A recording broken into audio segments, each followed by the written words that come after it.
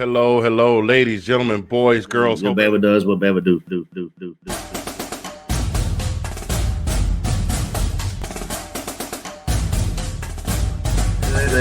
They were giving Alabama like Alabama was this, and Alabama didn't lose their two stars. Did not show up that day, or was it you watch the same It's offense more like I know this is more of a passing.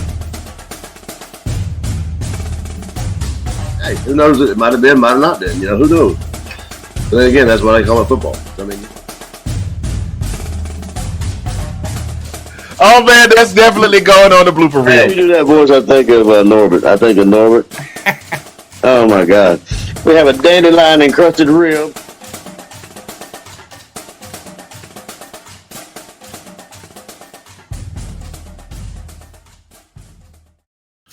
Hello, ladies and gentlemen, boys and girls. How's everybody doing? How are you? You, even you guys in the cheap seats that waited till the last second to buy your tickets on your rush card. We appreciate you being here too. I'm just playing. I wish we were at the point where we could sell tickets to this because we would be doing all right.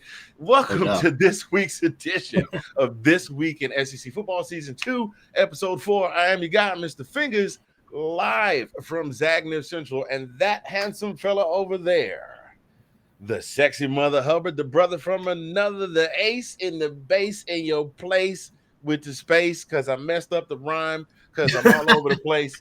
That's my man, Collin P. What it do, baby boy? Hey, what it is, showbiz? What's happening? Hey. Oh man, it is a great week to be alive. It is good to be back on the airwaves. It is good to be here sitting with you doing this thing that we do. God, man, it's been a minute. Yeah, we kind of took a minute to get over the hangover from winning that national championship. Did I say that out loud? Oh my God, somewhere a Bama fan just gained their wings. Yes, sir. They got to get them already. Yeah, so we got a lot of stuff we're going to talk about today. But we're going to get. Hey, what's going on, Sean? Appreciate you dropping in. Those of you that are watching, before I even go another further, if you like what we're talking about, if you're enjoying the show, even if you want to disagree with us, hit the like button, hit the subscribe button, jump in the comments, send a share out. Even if you don't like us, share us and go look at these idiots. They don't even know what they're talking about. Yes, we are living that nighty life. You better believe it. And it ain't going away no time soon. The 1980 jokes and the second and 26 jokes are gone. It is now third and Ringo all day. All day. All day. I'm telling you, if I had a restaurant, every person that came in wearing a Crimson Tide shirt, I would charge them $33.18 just because. That's just how I'm rolling. But we do have a very special guest joining us today. We had something that we wanted to share with you all and talk with you all about. Not very many people know about a condition known as CDH, congenital diaphragmatic hernia. And from what I understand, it affects 1 in 2,500 babies. Is that correct, sir? That's correct, yeah. And we do have a very special guest. Before we get into it, we want to jump into this first because it is CDH Awareness Month. And we do have a guest joining us. We're going to go ahead and bring him on. He's here joining us from CDH International. Ladies and gentlemen, Mr. Dave Holt. Dave, welcome to the show. We appreciate you joining us, sir. How are you today? I'm great. Thank you for the opportunity. Absolutely. Yeah, so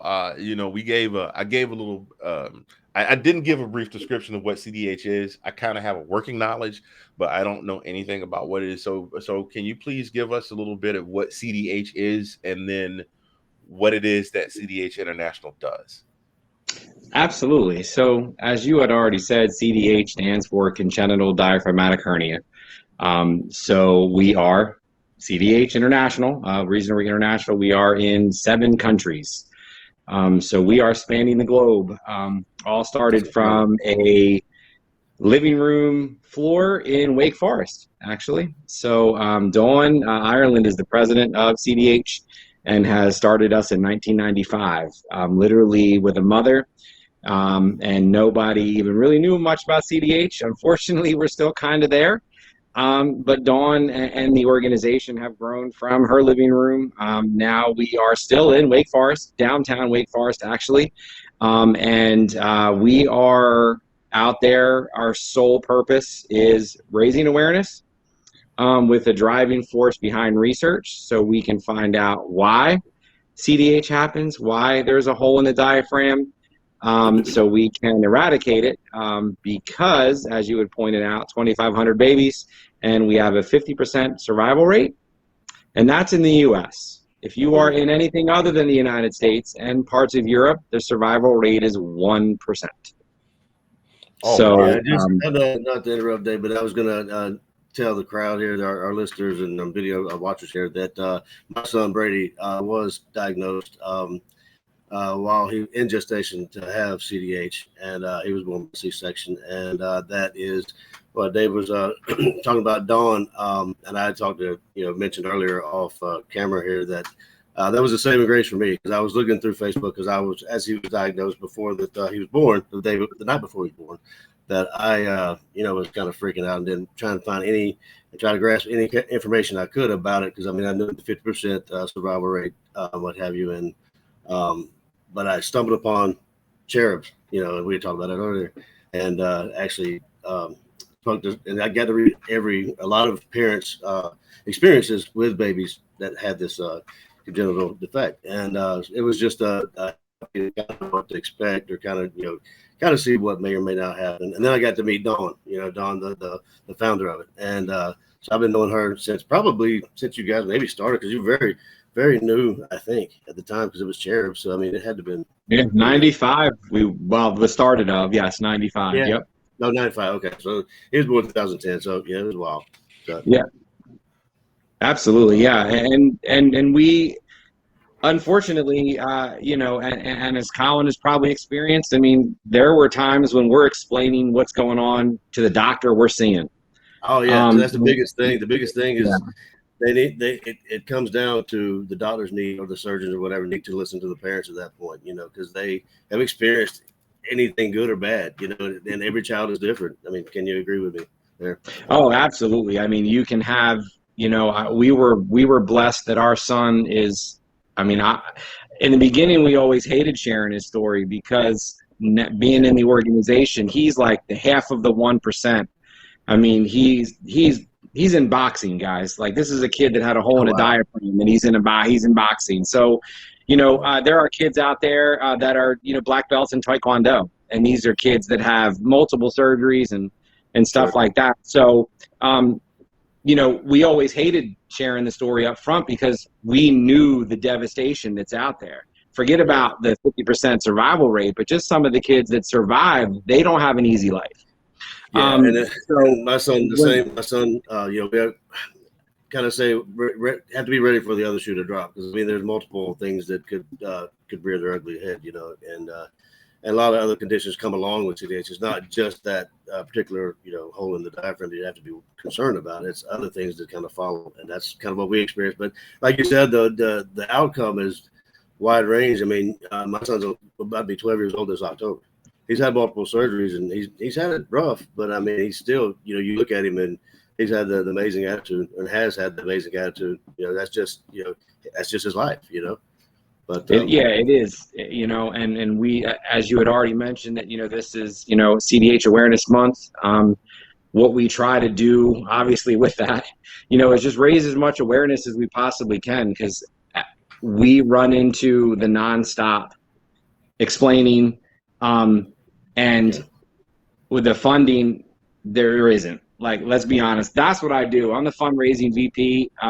So I am out there trying to tell the story, trying to get awareness, and all the awareness is truly just to raise money to go to research from the CDH International. That's our goal.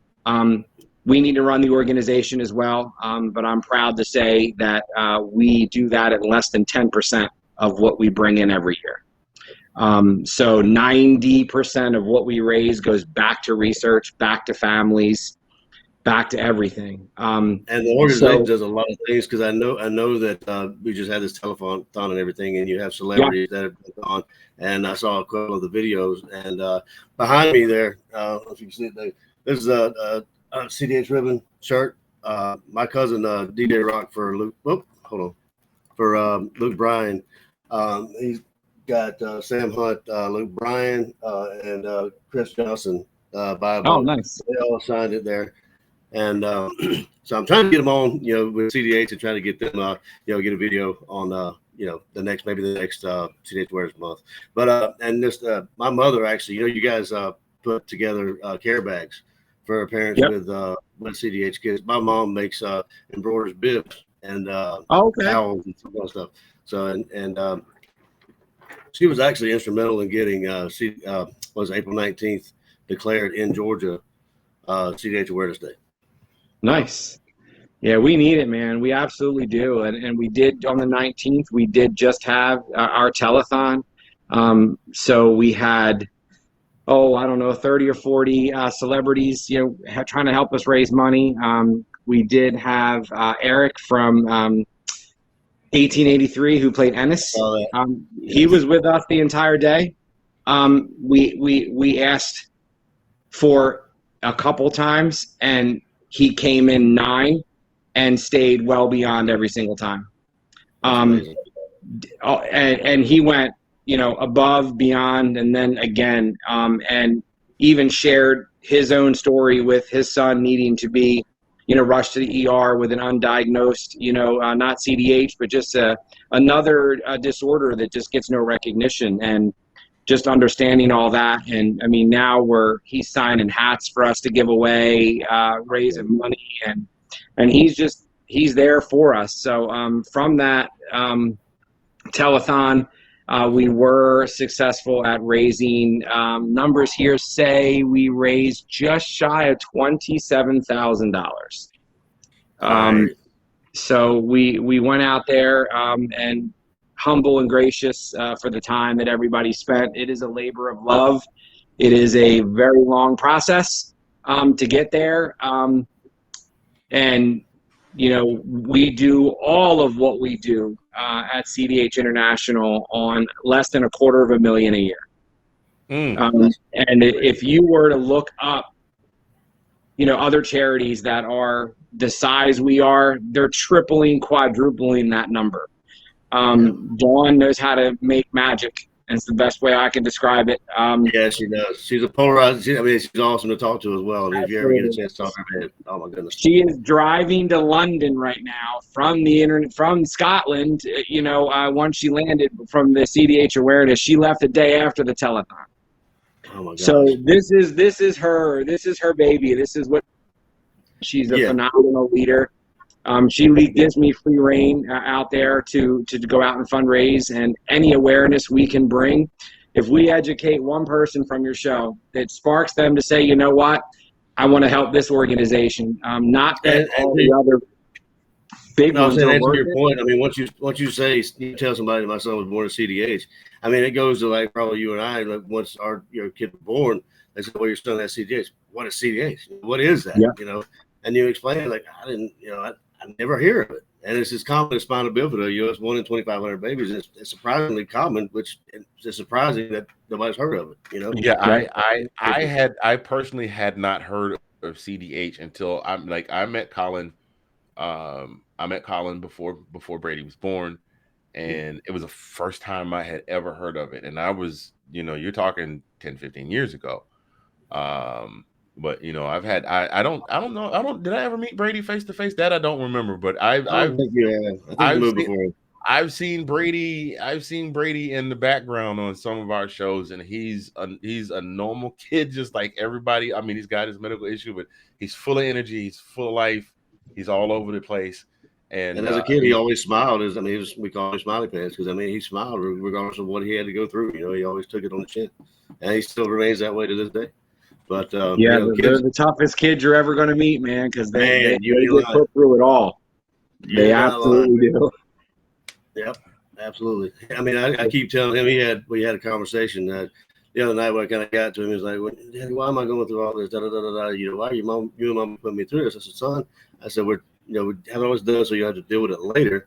I said, but let me tell you something. I said, you are stronger than Daddy will ever hope to be. I said, any adult. I said, you are, Superman, in our eyes, you're Superman. You're putting up with all this, and smile through it. When I rest there, smile all the time, but just making it through it.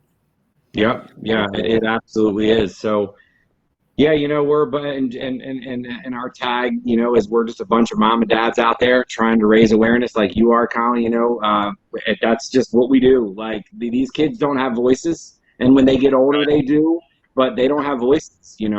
So we're doing everything we can, and after the this particular telethon, we even have to rethink how that goes and where we're going next year and what we can do, because we gotta do whatever we can do to take that 20 and make it 200, because it was an amazing feat, but these are called the $1 million babies for a reason. Some of these families are in the NICU for 350 plus days, and I don't even want to know what that bill looks like. I know it's not all to them, but somewhere down the line, they're $1 million babies for a reason. So, I mean, we were there 65 days, and we were dealing, and that was, oh my God, it was tough. Just being there 65 days and being around. I mean, we were in NICU for that long, around other babies that were sick and with things more detrimental than what he had. But I mean, it was such a roller coaster. Like one day it would be a good day, the next day would be we got a bad day. It was such an up and down type of situation. And shout out to his mother. I mean, she stayed there with him, and I got up, I went to work, and then I would get there after work, drive straight there to Children's after work, and I stayed there till about midnight till they kicked me out. And then I'd go home and do it all over again, all over again. And and again, with the appointments, with all, I mean, I didn't know there were as many doctors or specialists. I mean, goodness gracious, we have a specialist for this, we have a doctor for this, but I mean, it's just, man. And then again, shout out to her for keeping up with all these appointments he has and that kind of stuff, and it's just a lot to take care of, a lot to do, But it is. You don't know how strong you are until it's all you can be, right? Yeah, it's a crazy to think about that. We sit here and you hear about spina bifida more than you hear about CDH, but it is clearly not, it's just as common, but it's crazy. So yeah, we're doing the best we can. We're never going to stop. We're going to keep going. I know personally there's just hours upon hours of just I got to make one more phone call. I know I just got off a 10-hour shift, but I got to call somebody. I got to email somebody. I got to, always just trying to put things in motion, because, you're always one person away away from knowing somebody looking to do big things. I'm sure you guys didn't just snap your fingers and all of a sudden get a podcast. Things happen and reasons happen, and we're just trying to be as big a voice as we can. So we cannot have families go through what we did. And if in my lifetime I can say I was a part of helping reduce that 2,500 to half of that, that's a win. It's not eradication, but I mean, if I can take half of the half, then we're doing something right. And that's all I know. On top of what you said, is there any, I mean, I know there's been movement on, I don't know how much movement, but I'm finding out what's the cause. I mean, like, I've been kind of keeping up or trying to do a little research on my own, but I don't know. I mean, there really is no proven cause. I mean, like, there is no, nothing out there. I mean, that's why we're, you guys are doing the fundraising and the charity and trying to raise awareness to the testing, everything. We've done all the testing on our side, Brady, mother, and myself. We did the genetic and all that kind of stuff. Still found nothing, Yeah, right now we know through the research that we've done, they've limited it to 109 chromosomes. Yeah, that sounds like great, but think about, Down syndrome, they found the one. They found the one that causes Down syndrome. We're at 109. So that's just years and years of research. And, my goal would be to fund a grant once a month for research, but one research grant is about $10,000. Wow. So every time we don't have $10,000 to give to the doctors that want to do this research, it feels like a little loss, because they can't do the work we need them to do without money, because the hospitals are already absorbing so much and they need just that next little kick. So and sending out those care bags and having literature and a website and all the stuff that we have, none of it's free. Right. And March of Dimes doesn't give to us anymore. They're still a fantastic organization. They still help on the back end, but there's no government funding. Right. So we are the funding. Like if we don't sit there and fill out form after form and and ask companies to be sponsors and ask our family members to, run Facebook charity, events and in honor of, don't give me gifts, do this in honor of, that then where are we going to be? So, our goal again is awareness and research. We're not trying to turn any money. I don't think Dawn would ever take a profit from this organization. I think she would do enough to keep the lights on and the doors open, and everything would go right back in to research and hiring someone to help her because she does 800 jobs by herself. But that's what we're trying to do, just out there. So yeah, if anybody needs any information, cdhi.org is our website. We've got you right down there in the right down there at the bottom. If you see right off the bat, right in that page, as soon as you open it, a little pop-up will come up. Donation is 100% secure. It literally needs name, type of payment, and that's it. We're not asking for, your life history. It's just quick. You can do one time. You can do monthly. You can do whatever. Of course, we're, a 503. We're tax deductible. We automatically send you out your paperwork if you donate every year, so you're not calling wondering where your tax forms are. We have a whole department for that, which is a bunch of moms and dads. But we're doing it, and anything you need is on that website. Anything you can do. Everybody has a state representative, so you can even reach out to them directly off that site. Hey, what can I do to help? Yeah. Sometimes you can't give money, but you can give time, and I'll take time. Yep.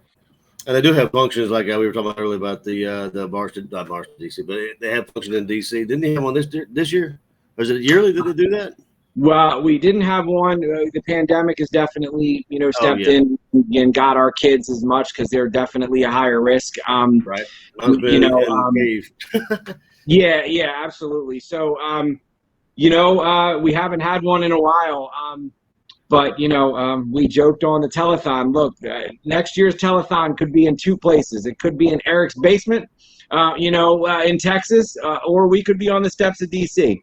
It's a lot of permits, but I mean, that's a lot of voices to ignore, hey, I'm not trying to get myself into any trouble, but I'll scream as loud as I can, to get, the funding that we need because we need it. But so everything we do is let me know as well. Let me know if that happens next year. We'll meet up. And I just wanted to tell all our watchers, our viewers here that if you guys need anything like Dave said about CDH, hit up cdhi.org. But it really is a reading other parents' experiences really helps. To what to expect, and if you're actually preparing to go through that. So and we tried to have a range of we had a 35-year-old survivor on there, out there doing his own thing. Like I said, my son is literally getting punched in the stomach, just to show parents that hey, it's there, there is life after CDH. Not every baby's going to experience that, but that hope of the fully, healable, independable life. I know one of ours, like I said, he's at least second or third degree in Taekwondo. I mean, he's living his life. He's had multiple surgeries, but he's out there still doing, what he can. And that helps a lot. Because when you first, you get that news and the day before your son was born, your brain was ready to go absolutely crazy. Yeah. And we're just here to say, hey, you know what? We've been there. Come talk to me. 2 days after he's born, come talk to me. We're sometimes an ear, or sometimes we lead you to don't let that doctor say that. This is what you want to go after. And that's the biggest experience for us. That's the biggest experience for us is just having the doctors understand. I mean, we're not trying to step on your toes. We're letting you know we've gone through this. We know how our child is. I mean, Brady. I joke around and saying Brady, his his insides. He had a large 9-hour surgery he had adhesions on his intestines. They had a 9-hour surgery to separate it and what have you. And so a lot of his insides are not where they're supposed to be. I mean, his appendix is where, and then the doctor will say this, that, and the other. Oh, this is it. No, that's not it. It's over here. I joke about having an index card with us and say, hey, this have a diagram. I'm like, no, this is him.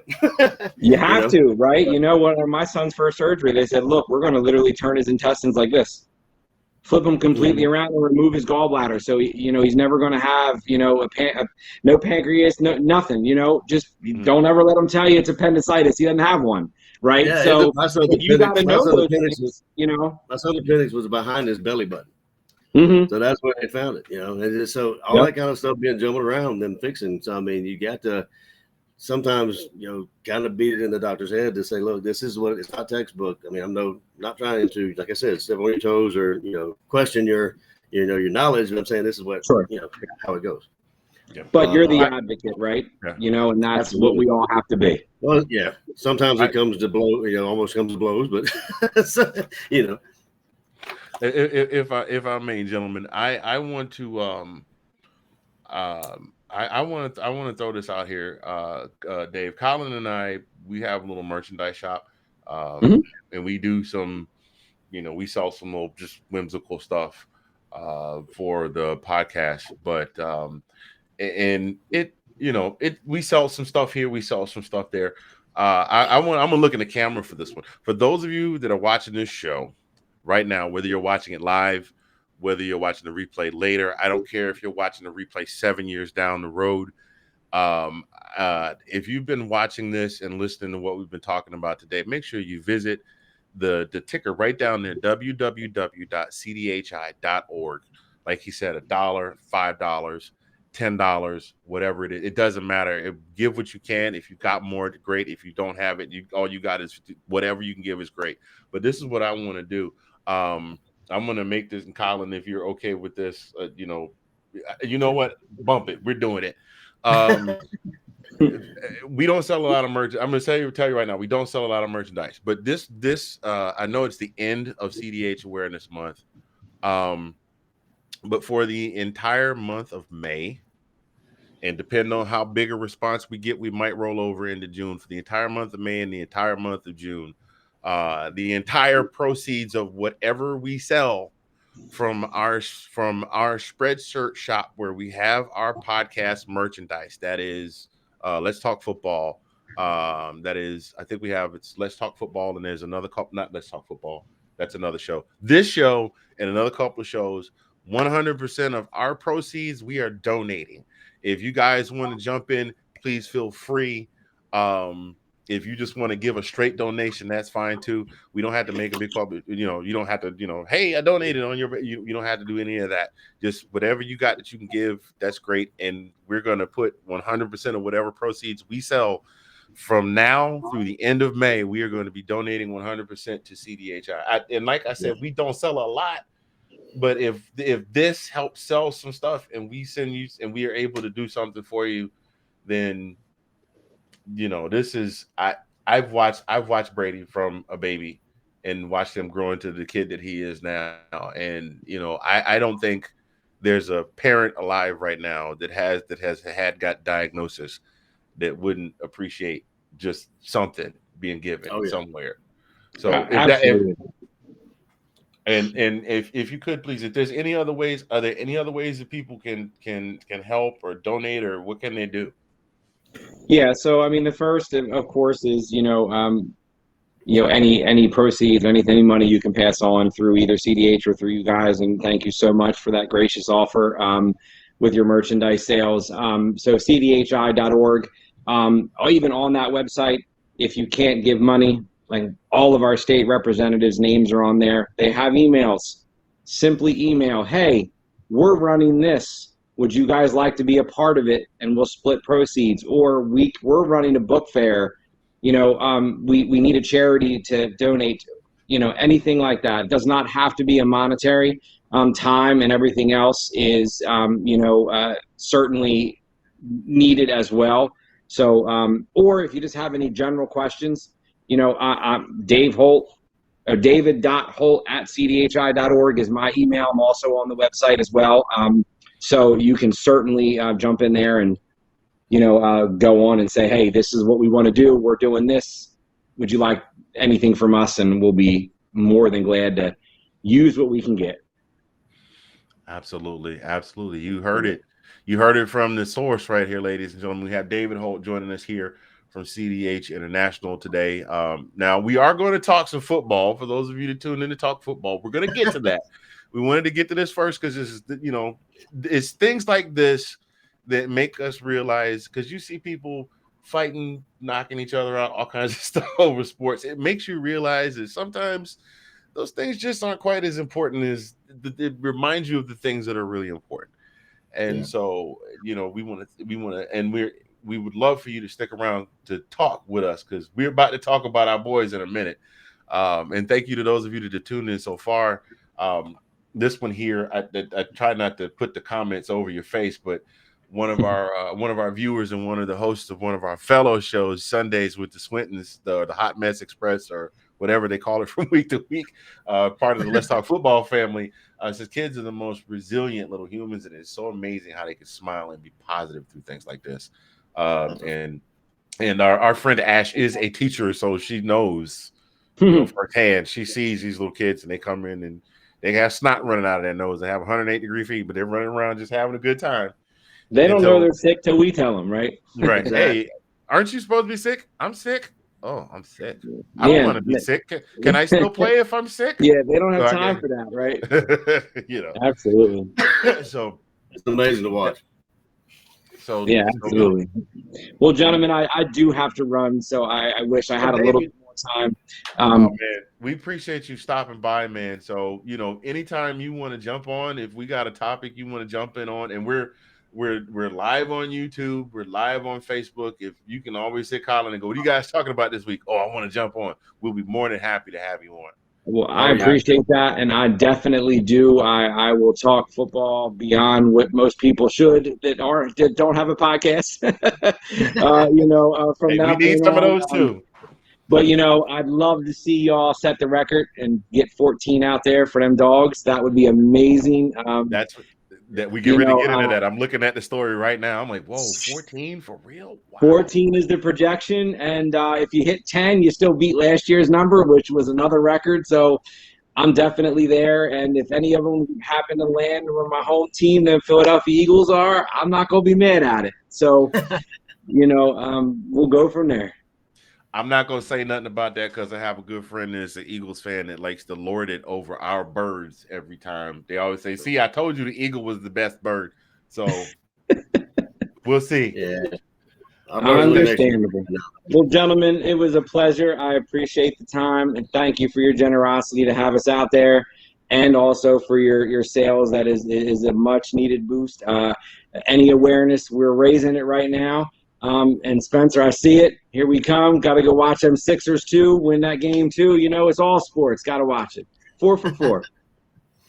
Well, Dave, we really appreciate it, man. Thanks for yes, sir. reaching out to Dawn, and she actually put your name out there. And I appreciate you coming on, my man, and joining us and talking a little bit about what you and I are going through, man. And so many across the country and around the world, actually. Yep, I have the link. I'll look at your topics, and guys, I will definitely be letting you know when I want to come on. All right, please do.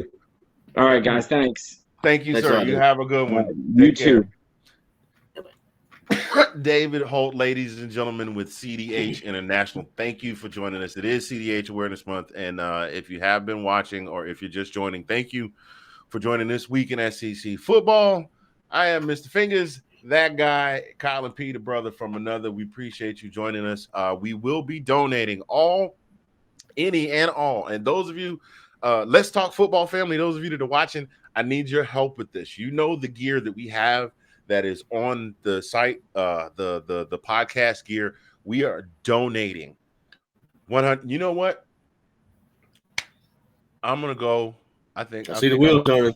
I think I'm going full Monty. Oh. Proceeds, everything that is on that Spreadshirt site. I'll put the link. If I'd been thinking about it, I'd put the link. I'd have put the link up already. I'm going to be putting them out on Facebook and Instagram. You guys cop those links and let people know that 100% of the proceeds from now through the end of the month of May. If you could do that for me, please. So Ash, if you grab Sid and Sean, I know you probably already have done a screen grab of this recording and have already turned it into a Canva and are getting ready to blast it to the Let's Talk Family Football group. That dude wastes no time, bro.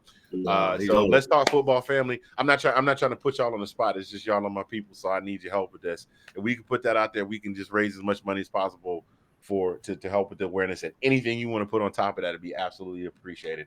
We're gonna, hey man, we gonna. I don't know how to transition from that because that was really, dude. That's I don't. None of my children were affected by CDH, but just to, and watching you and knowing what you've been going through, and Dave having a child diagnosed with CDH as well. It's just just look at Sean said he's working on it right now. He said he's working on my man. Look at there. He said, "Got you working on it right now." Look at that. All right, I appreciate y'all. Absolutely, man. Exactly. My peoples. They're my dogs. They're my dogs. Yeah, Anybody got anything to say? Let me know. They're my dogs. Oh man, we cannot go another further without shouting out our sponsors. We thank them. Hey, they signed on for another year, my friend. All three of them, 1906 tees.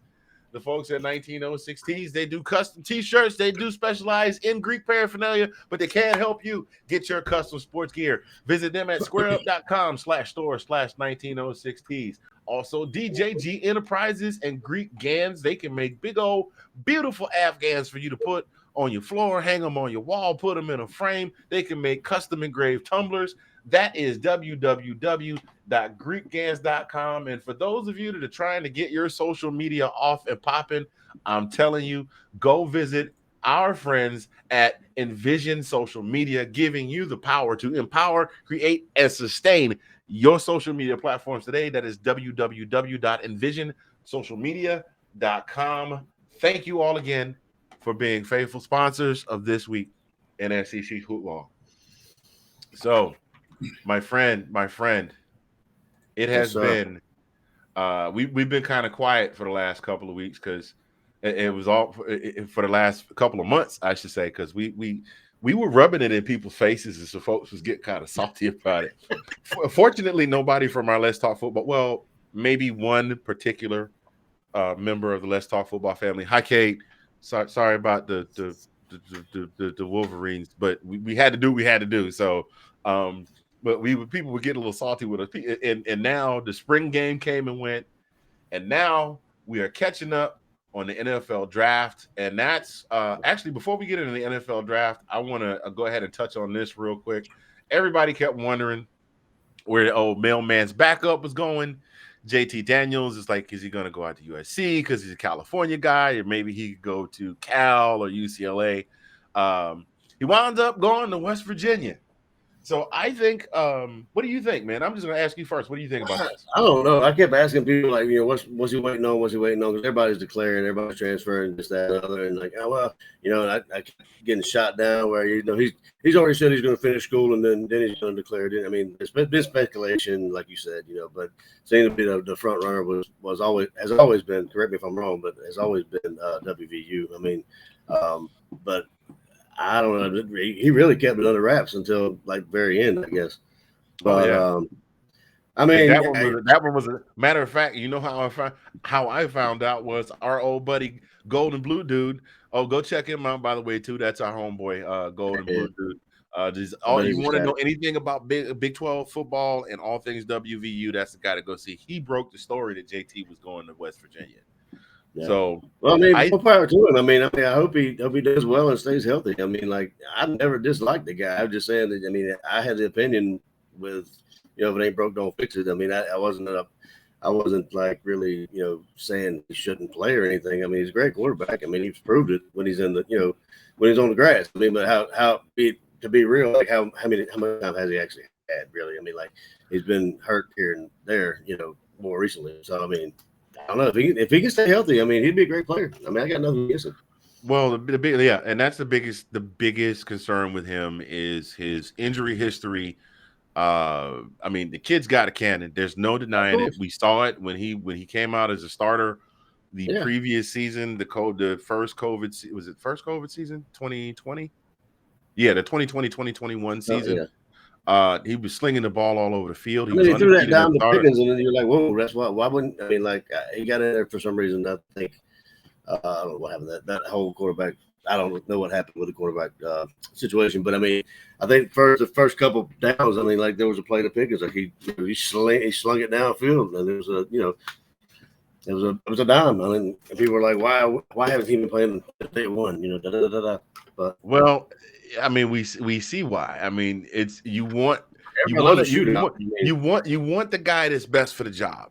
And in terms of downfield arm strength, he definitely, I will admit, he's got a much stronger downfield arm than Stetson does, and he's more accurate downfield than Stetson is. Now, but 100%. you also have to have somebody. We all know that football in the Southeast Conference is no easy task.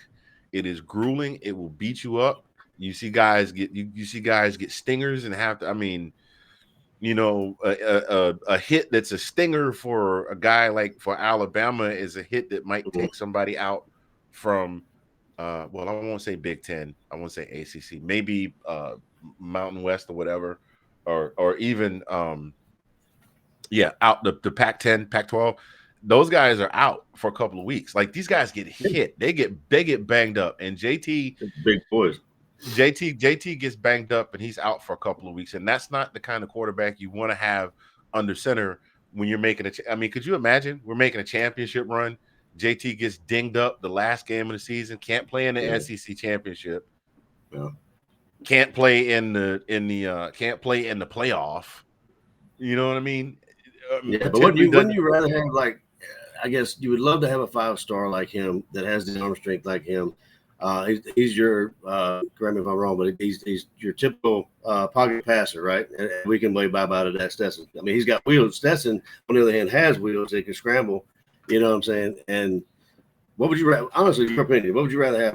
A typical like pocket passer that can stay in the pocket, provided you have an offensive line, provided you have that kind of protection that can make your reads and find an open receiver, maybe sling it down 70 yards or whatever. Would you rather have your walk on or somebody with a pocket collapses, he can take off and get your 5-10 yards? You know, I want best man for the job as a younger person who.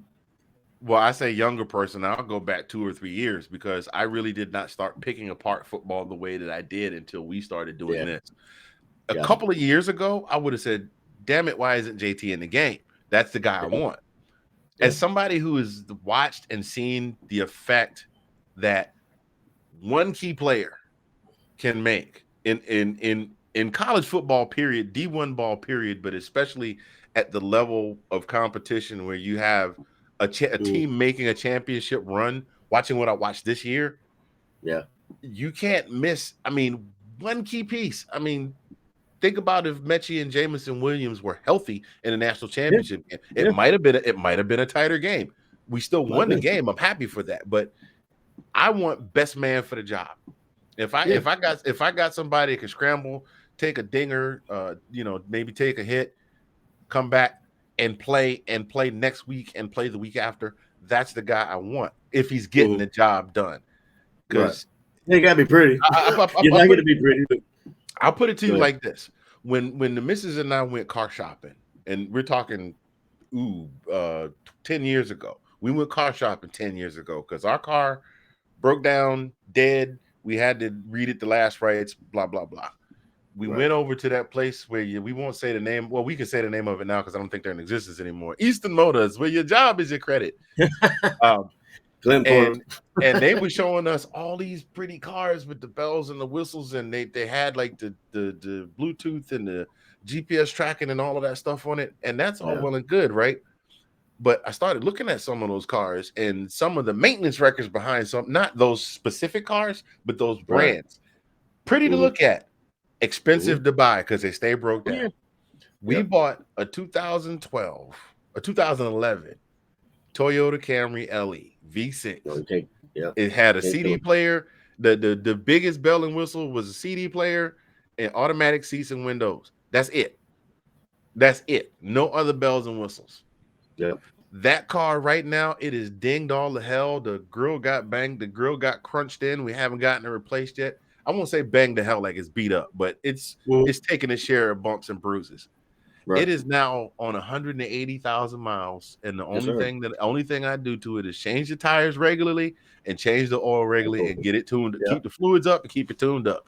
So I could have brought one of them. I could have bought one of the pretty cars. I would have been buying another one in a couple of years. My point in saying that is I want the guy that's going to get the job done. He might not be pretty, but he gets the job done. Stetson wasn't pretty, but he got the job done. Will he get the job done this year? He might not. He might stumble a little bit, but I have enough trust. I have enough trust in Kirby that if Stetson starts to stumble or if he starts smelling himself like a certain young man from Texas A&M that had a very short career in the NFL. And you know that you saying that, I mean, I hope it doesn't happen, but I mean, the way I just hope he doesn't, start feeling himself like that he's the man. He'll be taking down the reality real fast, quick and in a hurry. But so I want the guy that's going to get the job done. Period. That's all I want. You know what? I come to appreciate that being a fan of the San Antonio Spurs. They won 5 championships and they weren't flashy doing it, but they got it done. Right. You see what I'm saying? I'd rather have now granted, we had the advantage of having the most beastly defense that I've ever seen in my life to back us up. So it made it a little easy for the offense, but I don't care if we don't win pretty. I don't care if we squeak. Listen, if we squeak every game this season and still wind up getting in the playoffs and squeak in the playoffs, and getting a national championship and squeaking a national championship, it's still a national championship. Hey, W is a W. Any way you cut is like, I mean, sir. W is a W. Yes, sir. Yes, sir. So to that, we're going to transition over really quickly, and I just want to kind of touch on it real brief. We can expound on it more next week. The way too early preseason rankings came out. 1, 2, and 3. Alabama number 1, Ohio State number 2, Georgia number 3, A&M number 4, Notre Dame number 5. That's where I'm going to stop. What do you think? Well, I'm not surprised at Alabama being number 1. I'm not surprised being Ohio State being number 2. I'm surprised about us being 3. I mean, granted, we did lose some players, but at the same point, we just came off of winning the national championship. But I do like where we are because I hate being number 1 because I mean, that our record as being placed at number 1 is not that good because I mean, and I do think it, regardless of if it's true or not. I mean, I think it does having a number 1 ranking gets in the player's head, possibly to think they're better than what they are, and then sometimes they don't play to their caliber because thinking they're number 1. So I'd rather be the lower seed. The lower ranking. Like I said, not surprised about Alabama and Ohio State. They get all the love, that. So. Yeah. Well, listen, I'm gonna tell you why I'm not mad at it. I'm gonna hit 1, 2, 3, and then I'm gonna hit 1, 2, and you already said you. Who'd you say 4, 5? I forgot. Who'd you say 4, 5? I'm gonna get to that. I'll come back to that. Sorry. So number 1 and 2.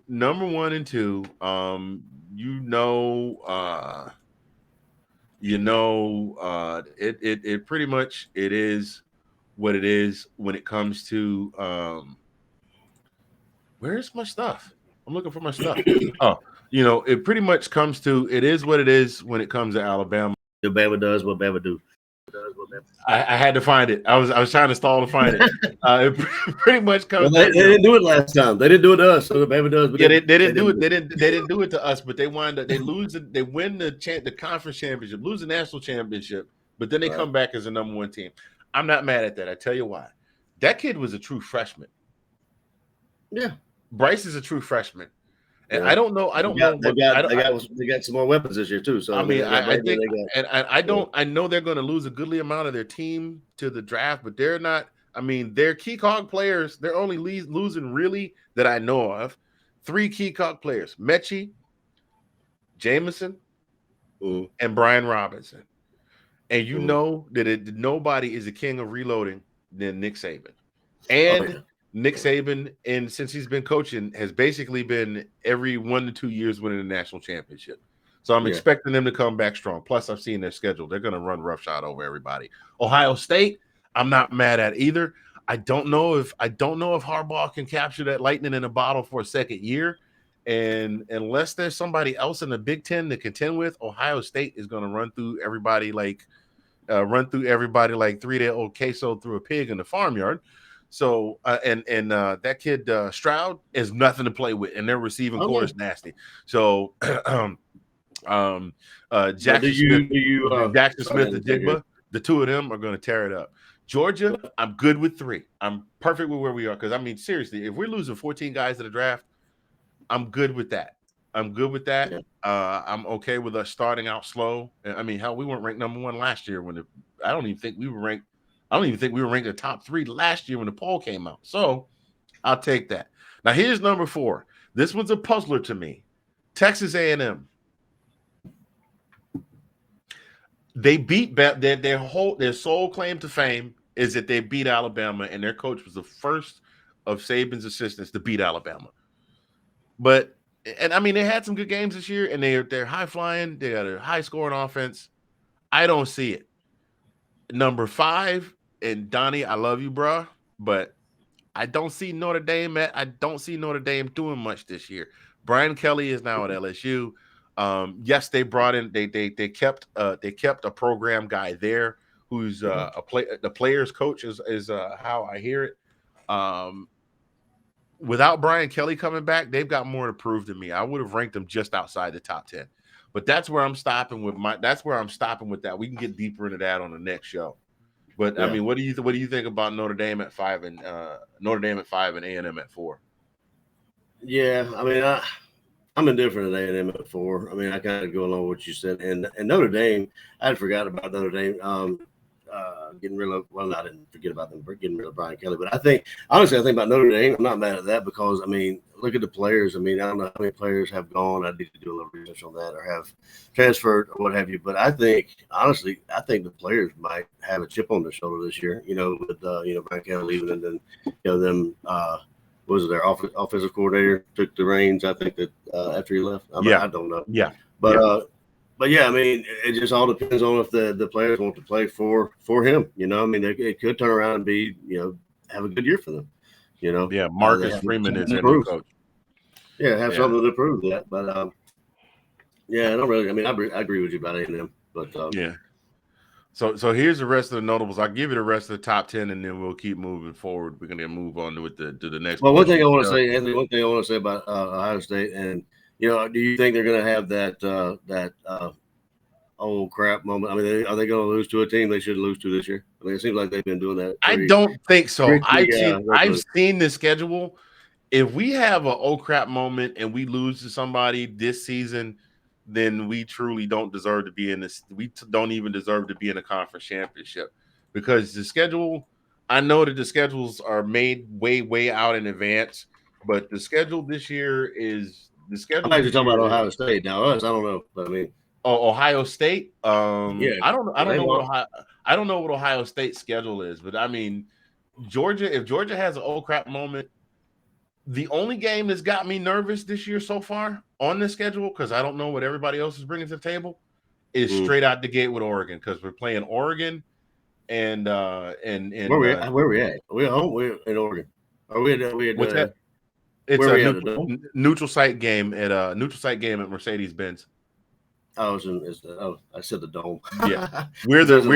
Yeah, we're the home team, but it's a neutral site game in Atlanta. So that's a Chick-fil-A kickoff or what have you. Yeah, I don't know what kickoff. I don't have kickoff time yet. But the rest of the schedule is Samford, at home against Samford, in Carolina against the Gamecocks, at home against Kent State, in Missouri for Missouri, at home against Auburn, at home against Vandy. We're the home team for the cocktail party, at home against the mustard throwers. Did I say that out loud? Delivery from DoorDash, baby. Oh man, did I put that clip to bed? I think I put that clip to bed. I'm mad at that right now. At home against the mustard throwers, visiting Oxford to play Mississippi State. going into Louisville to play Kentucky, and then it's in between the hedges against those stupid the Yellow Jackets. What are they? The Wood Hornets or whatever their name are. No, But yeah, so that's a cakewalk schedule if I ever did see one. But here's the rest of them rounding it out. And one more time for the one time since Sean asked. Bama does what Bama do. There we go. And we're back this week at SEC football. Mr. Fingaz is a brother from another. At number 6, the Utah Utes. I think they're bringing back most of their squad, so that's feasible. Clemson at number 7. They're saying that they're going to make a little comeback this year. Oklahoma State at 8. I'm on board with that. Michigan at 9. I'm okay with that. I don't know. Like I said, I don't know that Harbaugh gets over the hump against the Buckeyes 2 years in a row. I don't see it. And rounding out at number 10 is Wake Forest. So that's your way too early preseason top 10. So the thing that I'm good with it. I think at the end of the day, I'm good with it. Is how I feel about that. So that's what we. Yeah, I mean, there's not too many things I would disagree with there. And I mean, I guess just way too early. I mean, we haven't seen anything, and I mean, honestly, to be quite honest, I don't know enough about those teams who they lost and what kind of stuff, and but we shall see. Yeah, so we can talk about the preseason rankings until we're blue in the face. We got a few many weeks left to talk about that. But what everybody come to talk about this week, ladies and gentlemen, the NFL draft is taking place, and the ESPN is projecting that there are 14 of our boys from Athens that may be picked in the draft. Now, of course, the consensus first pick out of that across the board to everybody, the number one consensus pick, not necessarily the number one pick in the draft, although he is projected to potentially go that high, is our guy, the one and only Devontae Wyatt. So where do you see him going in the draft? Devontae Wyatt? I'm not certain, man. I mean, I don't know. What are you thinking? I'm thinking you're thinking first round, obviously, right? So I mean, he's later. He's obviously going to be a first rounder. Yes, I mean, what do you think? Maybe outside top 5? Maybe you think? I'm thinking he could go as high as 1. I mean, because you're talking about who's got first pick? I don't even know. But I thought they were picking Trayvon to go 1. Hold on. See, this is what happens when you run home from work. You run home from work and you try and jump on and get all your dogs together. No pun intended. The Jags have the first pick. Okay. The Jags have the first pick, and the Jags, much like our beloved Dirty Birds, need help everywhere. But of all the players that we have that are available in the draft, he can definitely jump in and make. Thank you, Sean. He can definitely jump in and make an immediate impact. Right. So what do you thinking? I'm thinking outside 5. I mean, like, I wouldn't think he'd go number 1. You thinking outside of 5? Yeah. I don't know, man, because I'm looking at draft order right now. You got the Jags, the Lions, the Texans, the Jets, and the Giants. And all of them need help to some degree everywhere. You get what I'm getting at? He would be a good pickup for any of them. I mean, the Texans are, but the Texans could even use some. I mean, their best defensive player went off to, where did JJ wind up? JJ wound up going to Pittsburgh, right? Yeah, I think so. I think it would, yeah. So that's what we're looking at there. So I don't see him going outside of 5. I mean, if he drops all the way past the Giants at 5, if he drops past the Giants at 5, the Giants are going to swing back around and pick him up at 7, because if they don't, you got the Panthers and the Falcons ready to snap him up. So I see him going top 5. I definitely see him going top 5. I'm projecting he doesn't make it past the Texans. So I'm saying top 3. You're saying top 3. I can see that. I can definitely see that. Trying to find something here. And once again, ladies and gentlemen, if you're just now joining us, if you've been watching all along, this is This Week in SEC Football, Season 2, Episode 4. Mr. Fingaz and Collin P doing our thing. I'm sorry, not Devontae Wyatt, Trayvon Walker. Oh my God. Yeah, that's what I was saying. Yeah, so Trayvon's definitely going 1. Coffee. Anybody watching this nearby can bring me some coffee, baby. If you watch this show, letting you go. bring me some coffee. You just let My me fault. go. Just even Sean didn't even say anything. Letting you go spitting that on it. What is that? Sean didn't even bother to correct me. He's like, he didn't even say nothing. He's like, bro, you loud and wrong. You loud and you loud and wrong. Well, I mean, I don't know. I mean, they're if I'm reading this correctly, they're saying that Trayvon will go. I don't know how much. Trayvon will go 16. 16 to the Eagles. I doubt he drops that far. I mean, that's maybe I've got an outdated source here, but I would find that highly. I'd question that big time. Going 16. Yeah. So what we got from Sean is that Hutchinson goes 1, Neal or Economy at 2nd, and Walker Cross goes 3 or 4, and which is realistic. Like I said, I don't see Trayvon going any further than 2 or 3, man. Like I can see him being a first round pick. The theory is that Aiden Hutchinson is probably going to be number 1. That's still being bounced around. But yeah, I don't see him going any further than 5. If he drops, I don't see him dropping any further than 5. So let's go to the next pick. Let's go to the next pick here. Not the next pick, but the next projected pick. Big Baby. Where do you see Big Baby dropping? Big Baby. I mean, it just depends. I mean, shoot, he'd be another one. Player with impact, right out the gate. I don't. Well, who needs it? I mean, I think he would be probably. I mean, who needs him? Everybody in the top 13. Because once you get to 14, you start looking at teams that were either in contention. Teams that were in contention. That's the big clump. We're starting with Baltimore on down. You got Baltimore, the Eagles, the Saints, the Chargers, the Steelers, the Patriots. So yeah, anybody 1 through 12 could use Big Baby. And the reason I say that is Big Baby can stuff up a whole offensive line and let some linebackers get through, or you can line him up in the jumbo package for goal line for a goal line stance. So I can see him going anywhere. Right now, he's projected to go at 13. I could see somebody making a pull. I could see somebody making a pull for him. Maybe. I could even see Atlanta taking a stab at picking him up, just because Atlanta needs that help. Right. I mean, yeah, I was kind of. I mean, I'd say that. What do you say? You said 13. I mean, I would say top 10. I mean, like maybe 9 or 10. I would think.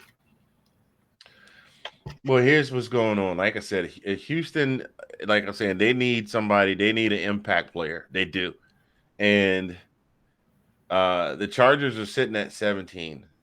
And do you want to let Big Baby fall that far that they can pick him up? Like, and Sean makes a valid point in the comments.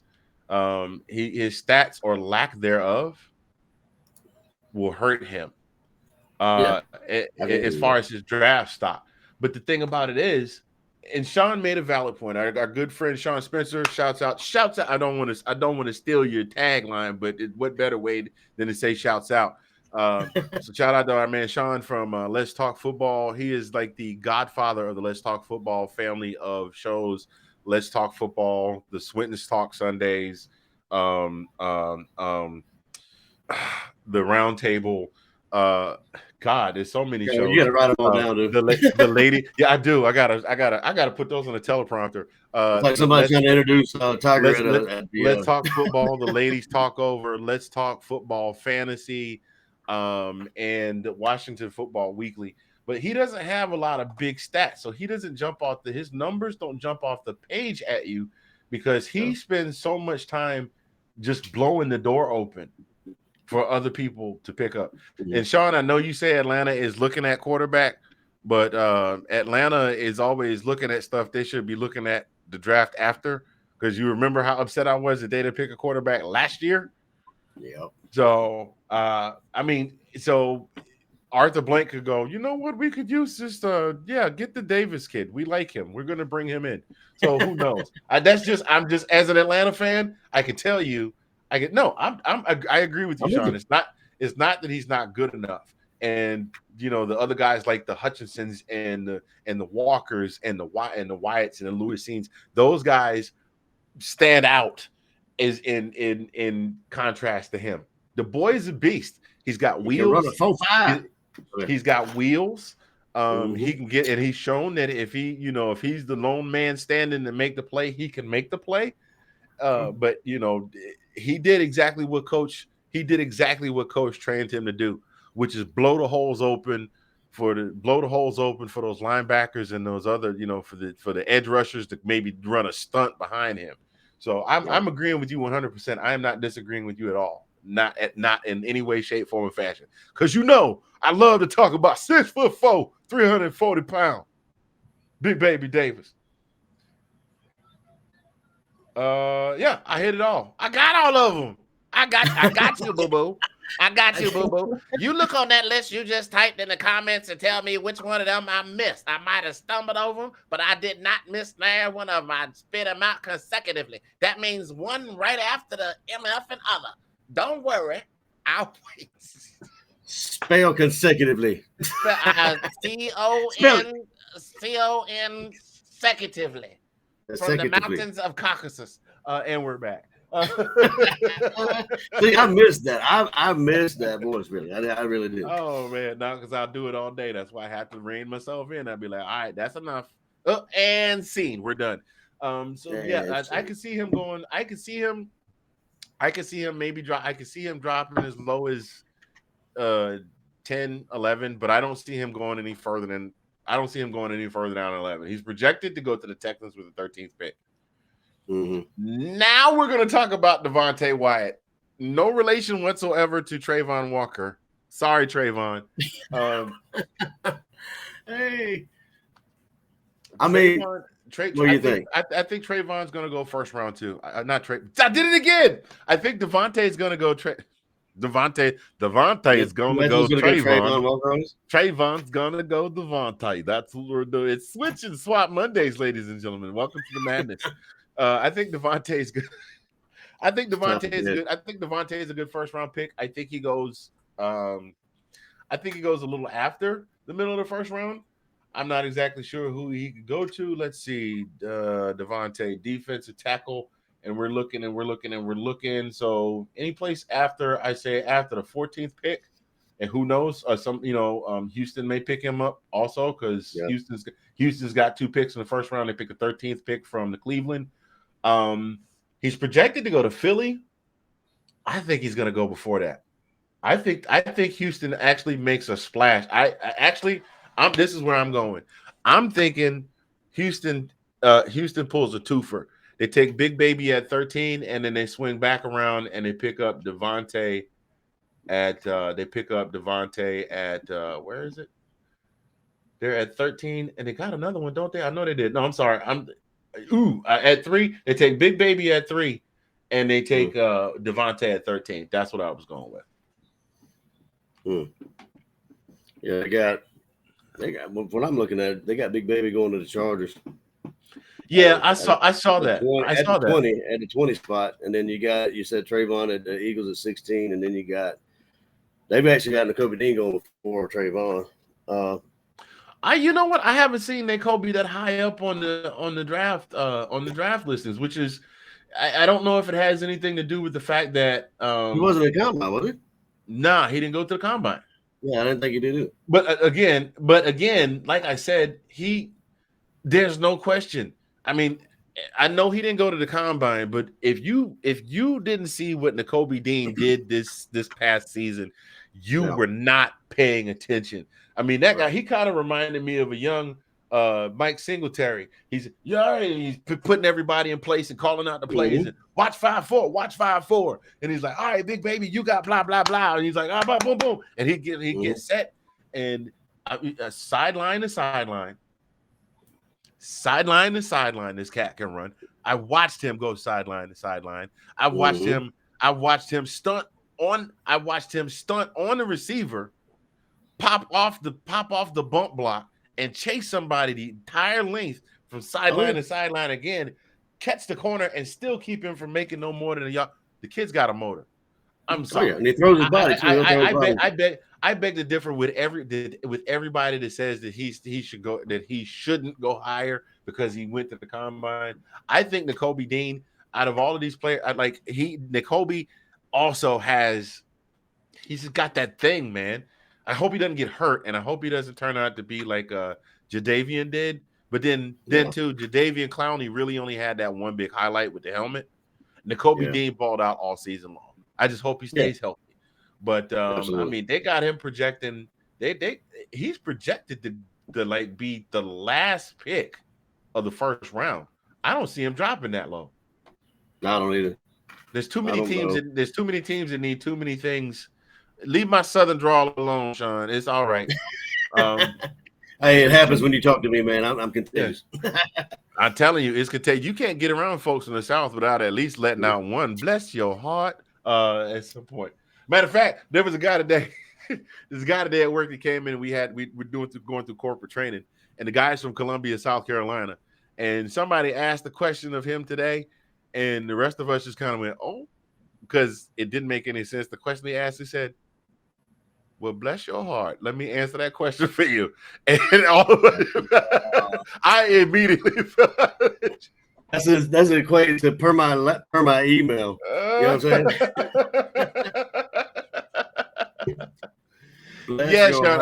Sean. You're on a little bit of a delay, but to answer your question, I could see it happening. I could see it happening in the first round. I listen.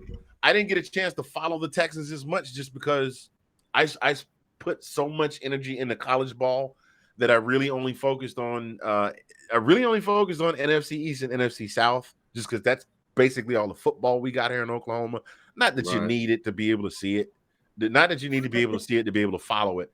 But I wasn't really following the Texans other than the whole debacle that was going on with Deshaun. I got zero clue what Houston needs. And I know that sounds bad with me being on here, being a football analyst, but college football, boom, boom, bang. I can see him doing it. But yeah, I agree that I think that the biggest, I'm the thing that makes me kind of happy about this is that I see that of most of our players, we don't really have a lot of offensive players coming off the board in the first round, except for George Pickens. I'll get to him in a second and where we think he's going. But the reason that I say that is you can still be a standout and help build the defense, because there's some teams that are languishing. It's not that defense is suffering, their offense completely sucks. That's always been a concern that our guys get drafted early, go to a team that suck, they get worked to death and get beaten and broken up. And this is, Sean, I'm going to give the disclaimer. This is not a knock. This is a look at what this franchise did to this player. The 2012 draft, they drafted the Heisman Trophy winner, the #1 player in the nation out of Baylor, and they ran that boy in the ground. I'm not dogging RG3. I'm not necessarily dogging the team, but the front office in Washington. So yeah, I'm glad to see that most of these guys are defensive players, because they can go in and immediately make an impact, and hopefully, stay healthy. Stay healthy. Moving on to the next player coming off the board. I did mention George Pickens. You and I both know what George Pickens can do. Most of the rest of America had a limited it kind of had a small sample size because Pickens balled out as a freshman. To those of you that didn't get on the Georgia gravy train until this year, George Pickens was a beast as a freshman. It just he wasn't getting a lot of playing time because we had other receivers ahead of him, and he still also was young and hot-headed and tended to do some boneheaded things, like grabbing a Georgia Tech player by the face mask and slamming him up against the padding in the end zone. Granted, dude made a nasty play on him, but there's that. But the dude's a beast. He's still, even with the surgery on his leg, he's still got nasty speed. He can go high. He can go high and high point the ball. He can make those difficult back shoulder catches, those circus catches. My only concern for him was he going to a team that was maybe not going to press him into service immediately. He's going to Green Bay, which I kind of sort of see as good, but it could be bad because their number one just got traded away. So Aaron's going to be looking for somebody to chuck the ball to. So he may be pressed in the service pretty easy in the absence of Devontae Adams, but hopefully they'll do right by him. He's projected to go number 28. That sounds about right. I didn't have him going any higher. I didn't have him going any higher than the middle of the first round. I still think he's first round draftable, but I didn't have him going any earlier than. Do you think he's ready to go? Like, is he serviceable right off the jump? I mean, like, even though he came back from the ACL, that kind of stuff. I mean, and he showed he was healthy. I mean, on just those couple specific plays. But you think he still needs a little bit of rehabbing, or you think he's going to be a beast right out the gate? I think he's going to be a beast right out of the gate. And apologies, Dave. I mean, what you said about RG3, right? I mean, that's a concern, that kind of stuff. Do you want to? Yeah, it's a concern. We don't want. It's a concern. We don't want to run him in the ground. You're absolutely right. We definitely don't want to run him in the ground. Right. Hey, Collin, there's the link. I'm sorry. You asked me for that a while ago, so Dave can watch. I just sent it to you. Poor guy, Dave. We had Dave on and he did all this wonderful talking. And by the way, ladies and gentlemen, if you missed the first half of the show, we had David Holt on from the CDH International, a foundation that works tirelessly. You might not know what CDH is, but I guarantee you will in due time. Unfortunately. But it's like, imagine what Susie G. Komen is to breast cancer. The CDH International is the CDH. It's congenital diaphragmatic hernia. 1 in 2,500 children are diagnosed with it. Collin shared with us that his son was diagnosed with and born with CDH and has had to go through countless surgeries and yada yada. And they do those same things. They work tirelessly. They're working on Capitol Hill to get more awareness brought so they can get funding. They're working to get grants. They're working to get monies to help families that have to sit in the NICU with their children for months and years on end before they can even take them home. So we've had their website running down the ticker for the duration of the show, www.cdhi.org. Visit that website today to find out more information and donate. Also, we are donating from now through the end of May. The proceeds for all ALL proceeds from the Spreadshirt shop that I have set up, and that is podcast merchandise. I had to say that carefully because it almost came out of something else. Yeah, why is it all on the wall? You just didn't even bother to use a toner tester or nothing, huh? Wipe your screen go. Yeah, it got a little something on your web camera there. Let's get that off there. That's not EL fudge we talking. Our Spreadshirt shop, where we sell all different types of branded merchandise, to include some merchandise from a couple of the Let's Talk Football family of shows. We are donating 100% of our proceeds from that website to cdhi.org. So you send him the link so he can tune in. Yeah, I sent him one. He said the last one was unavailable, or said unavailable, but I sent him that one. Oh, no, not you. The one I just sent you, that's the link so he can watch. The other one was that's the one I sent him just now. Yeah. Okay, gotcha. Good deal. Yeah, and Sean makes a good point. If he goes somewhere that really needs a wide receiver, he might get hurt. I'm hoping they bring him on. I'm hoping common sense dictates, if you need a wide receiver and that's your drafting, that you bring him in as a once a series guy, not an every down guy. You understand what I'm saying? He doesn't need to be drafted to be the number one. That is my only concern for Pickens at this concern, because with time, space, and availability, and give him time to continue to rehab, he can wind up being one of the most beastly young wide receivers in the league. So Green Bay, if you're listening, you better take care of the boy. Take care of my boy. Take care of number one. Yeah. So we've kind of already run through most of the top tier that are projected to go first round.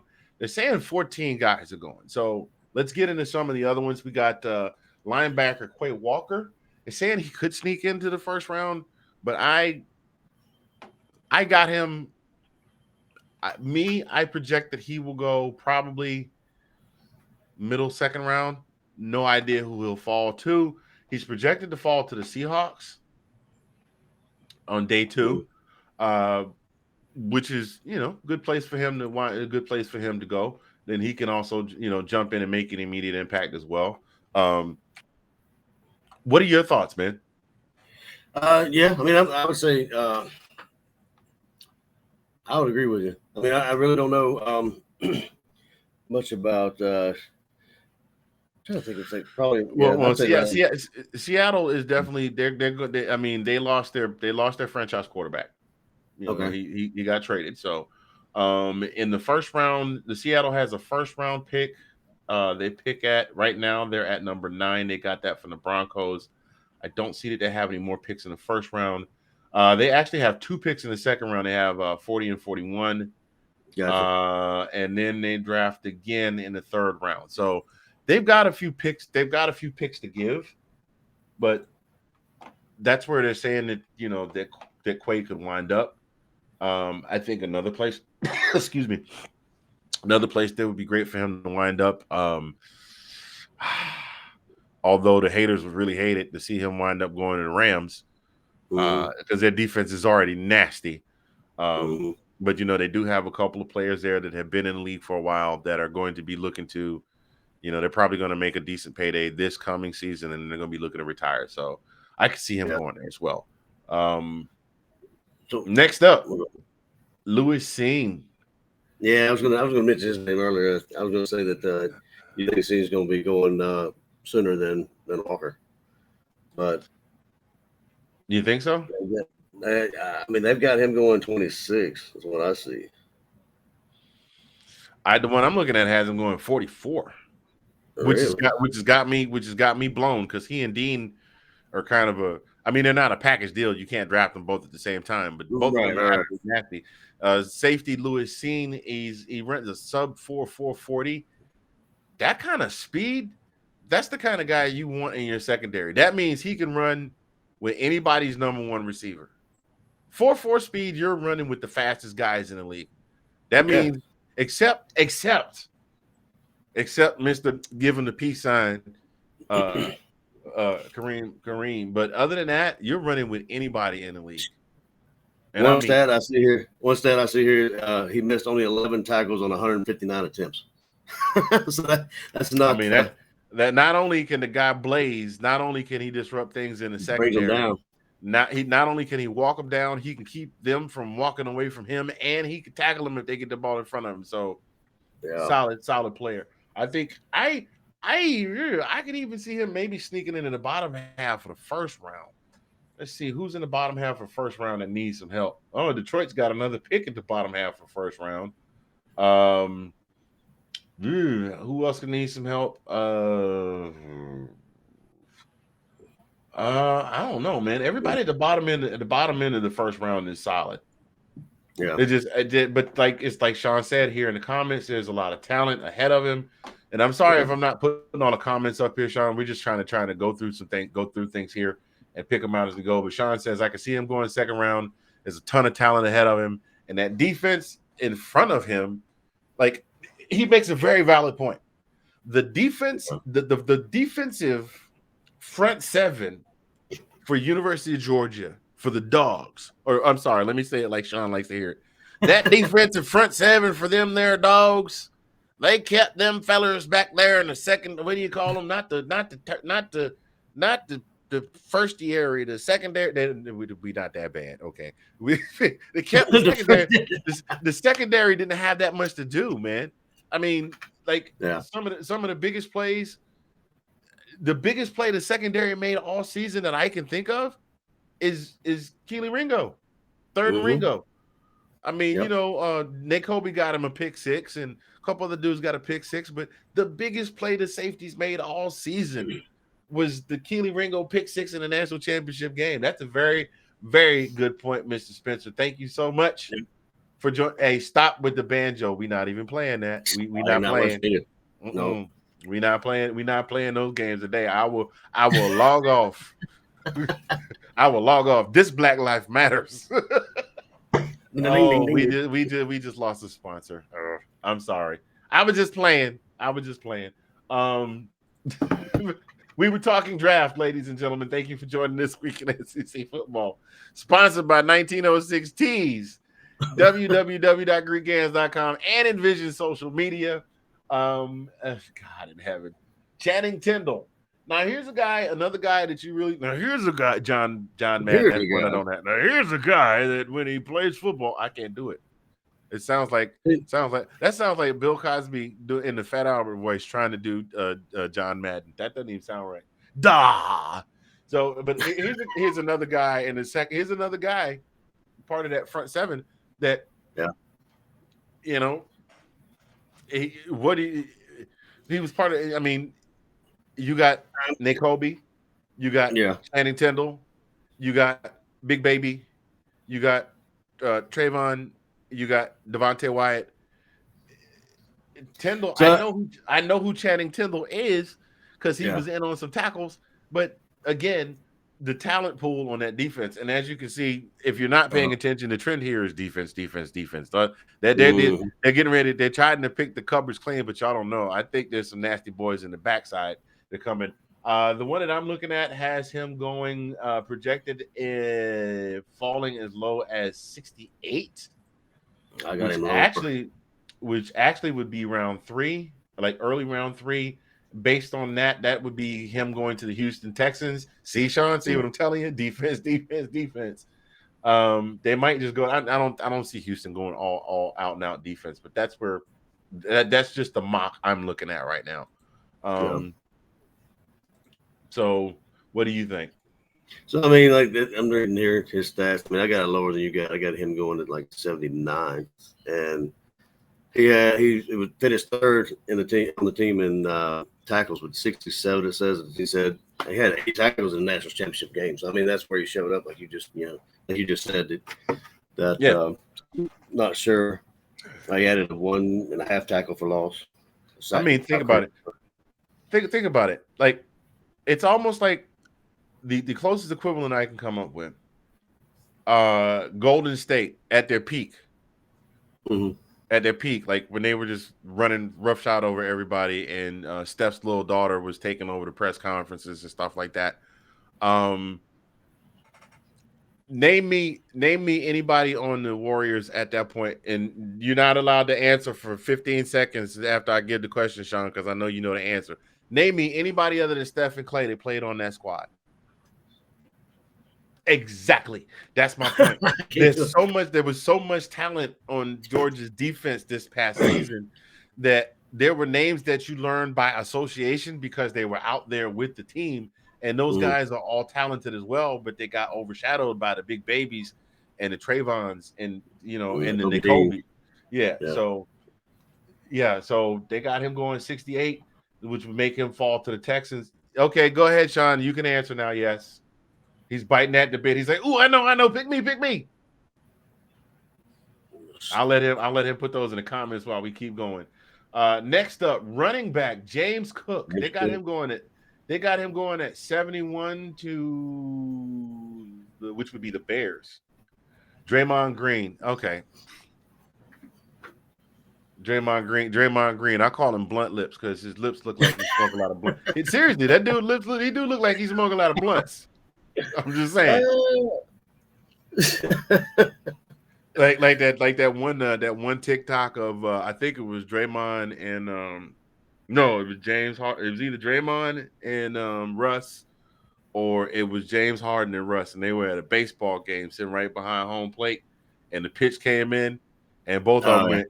They both of them kind of did like that, and then they just looked at each other and laughed because they were blunted. Draymond got blunt. Draymond got literally looked like he smoked a lot of blunts. I'm sorry, I just thought that. Anyway, James Cook, running back, brother to Dalvin of the Minnesota Vikings. Cook is not only he's smaller, he's more compact. He's got the ability to, he's also got the ability to change directions on a dime. He's not a power back. Elusive. He's very elusive. I mean, if you open up a hole big enough for him to run through and he gets through, you're going to have a hard time catching him because he's very, very elusive, but he also can catch the ball out of the backfield. And they got him dropping 71. Like I said, that'll have him going to the Bears. I think that'd be a good addition for the Bears. I think so too. Yep, I agree with that. I think so. What about what we got? Yeah, what are you thinking? What about now? Now on the other tip, the next now we got a few other guys that are looking to go like rounds 4 through 7. We got offensive lineman Jamari Salyer. He played all 5 positions on the offensive line. Very, very versatile. And he played 2 full seasons at tackle. So somebody's definitely snapping him up. But offensive linemen, except for left tackle, do not tend to go much higher than late second round, possibly third round. Now, what we're looking at in rounds 4 through 7, they don't have Zeus going any higher than 114, which to me is a little bit of a puzzler. That would have him going to Atlanta actually, which would be good for Atlanta because it's been a very long time since Atlanta has had a running back that can generate more than a yard or get tackled in the backfield. Right. Zeus definitely Zeus never was a flashy Chubb like Chubb or Michelle or Gurley before them or Marshall. But by the time he came to his final season, he was definitely a guarantee for no less than 3 to 4 yards. I think his average last season, his average was like just under 4, I believe, if I'm not mistaken. Yeah, he'll get that first down more times than not. So yeah, the only drawback to that is being drafted that low. There's no guarantee you make the roster. You dig what I'm saying? Mm-hmm. So I definitely hope he gets picked up. I definitely hope he makes the cut. Darion Kendrick, the cornerback, that got him falling at 129, which would put him with the Cowboys. Yeah. Minnesota offensive lineman Justin Schaefer they got him going 156, and tight end John Fitzpatrick, who I don't mean to be John. I'm sorry.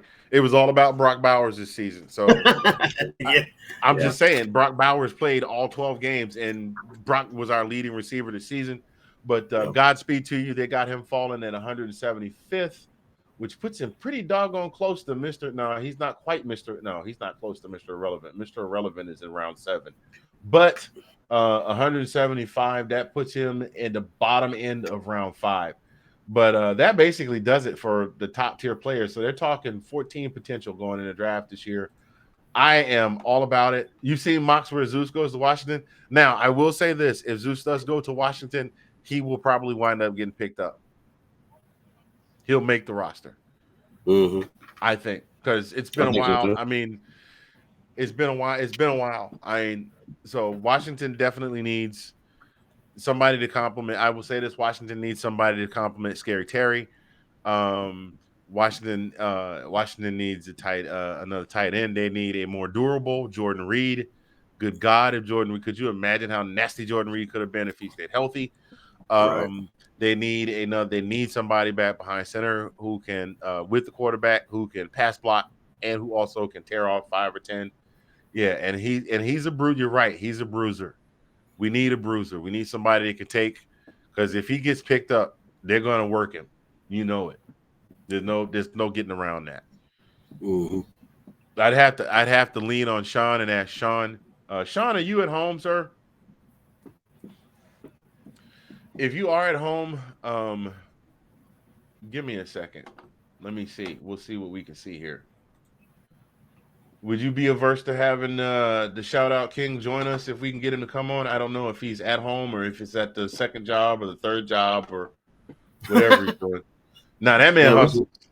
I'm telling you something. I'm laughing because I know it.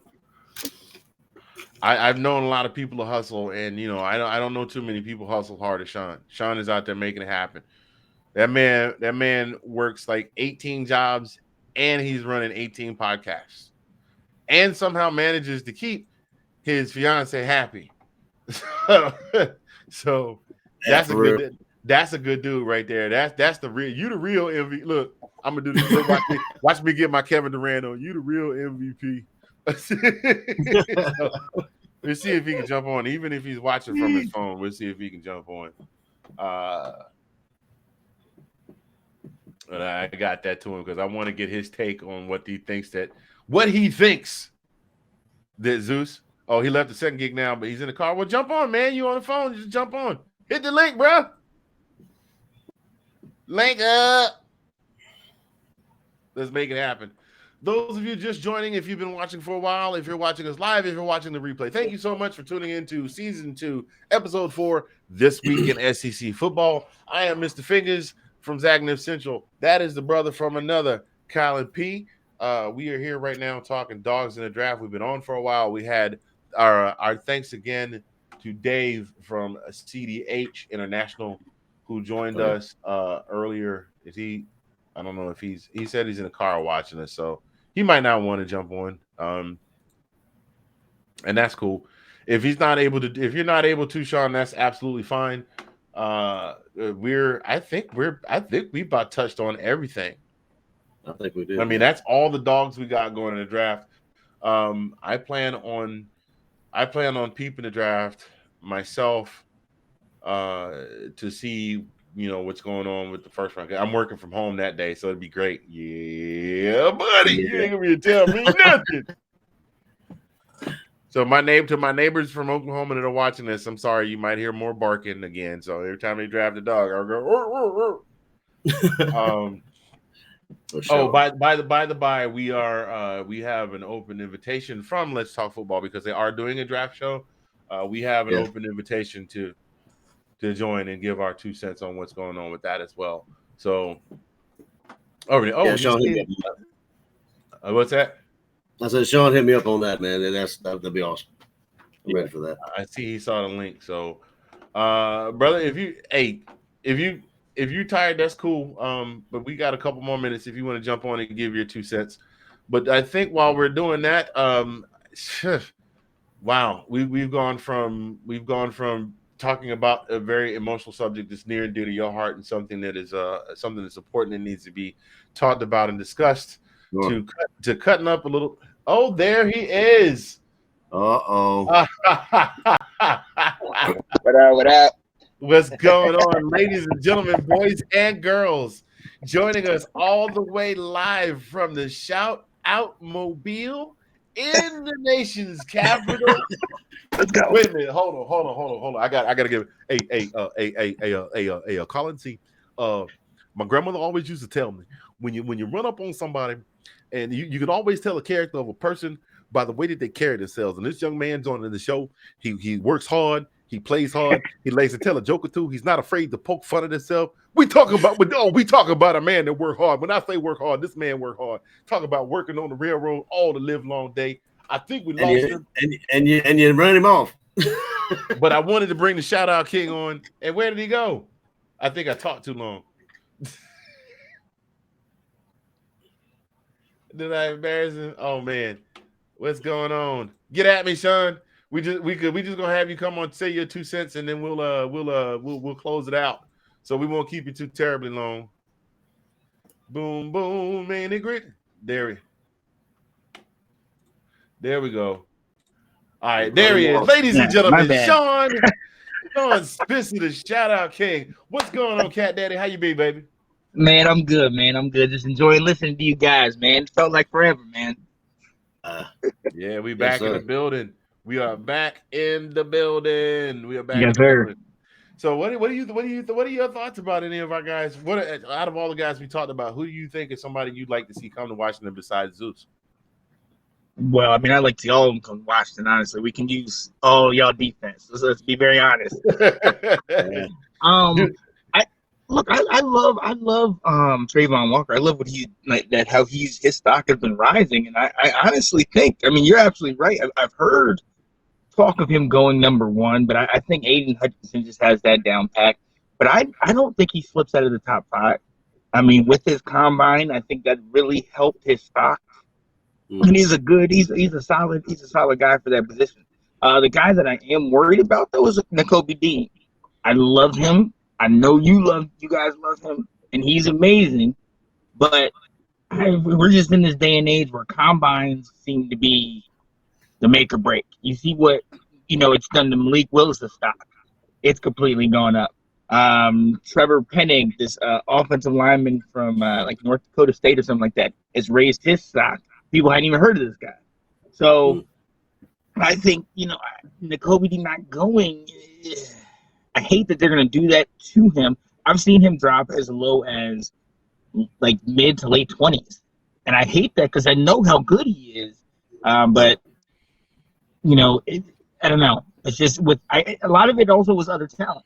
There's a lot of other talent in this thing. It's a tremendously deep wide receiver draft, which your boy George Pickens is one of those guys. You got the two Ohio State boys, the two Alabama boys. I don't know how Jameson Williams is still in the first round with the ACL issue, but somebody's willing to pull that trigger and take that chance. Well, right, and I think that's what I think that's what Pickens is going to need. Not necessarily. I mean, we've seen he can come back, and he came back and played. But once you have that, and that's why I love what you said about the RG3.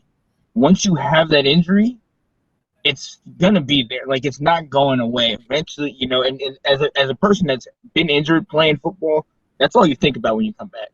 At the height of your best coming back, you always are thinking about what happens that one time I get hit and everything like that. So I'm very surprised that Williams and Pickens have moved up. I like that he's moved up, but I'm surprised because we didn't get much footage of him, unfortunately, because he was hurt most last year.